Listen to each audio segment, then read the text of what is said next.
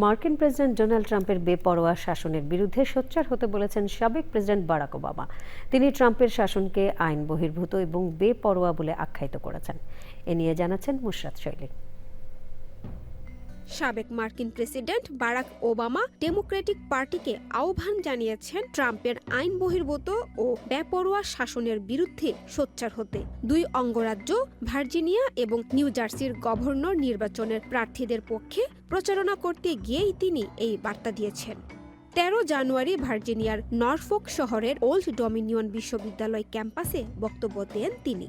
সেখানে প্রেসিডেন্ট ট্রাম্পের বিরুদ্ধে ডেমোক্র্যাট পার্টিকে সংগঠিত হওয়ার আহ্বান জানিয়ে ওবামা বলেন, চলুন আমরা এই আইন বহির্ভূত ও বেপরোয়া শাসনের মুখোমুখি হই, এর বিরুদ্ধে সোচ্চার হই। এটা এখন জরুরি, কারণ আমাদের দেশ এবং আমাদের রাষ্ট্র ব্যবস্থা এখন খুবই অন্ধকার একটি অবস্থার মধ্য দিয়ে যাচ্ছে। অবশ্য কাজটি যে সহজ নয় তাও স্বীকার করে তিনি বলেছেন, আমি জানি যে কোন পয়েন্ট থেকে আমরা প্রতিবাদ শুরু করব।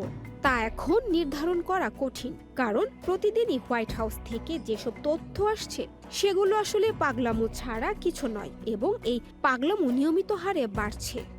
একই দিন নিউ জার্সির নিউইয়র্ক শহরেও বক্তব্য দেন ওবামা।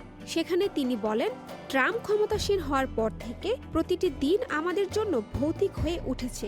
আমাদের সরকার অচল হয়ে পড়ছে, জরুরি পরিষেবা পরিচালনার মতো অর্থের টান পড়ছে, আর এর মধ্যে তিনি $30 কোটি ব্যয়ে বলরুম তৈরি করছেন। এখন পর্যন্ত বারাক ওবামা শেষ মার্কিন প্রেসিডেন্ট যিনি একটানা 2 মেয়াদে প্রেসিডেন্ট নির্বাচিত হয়ে তার সাংবিধানিক মেয়াদ শেষ করেছেন। প্রেসিডেন্টের মেয়াদ শেষের পর পুরোপুরি রাজনীতিতে মনোনিবেশ করেছেন তিনি।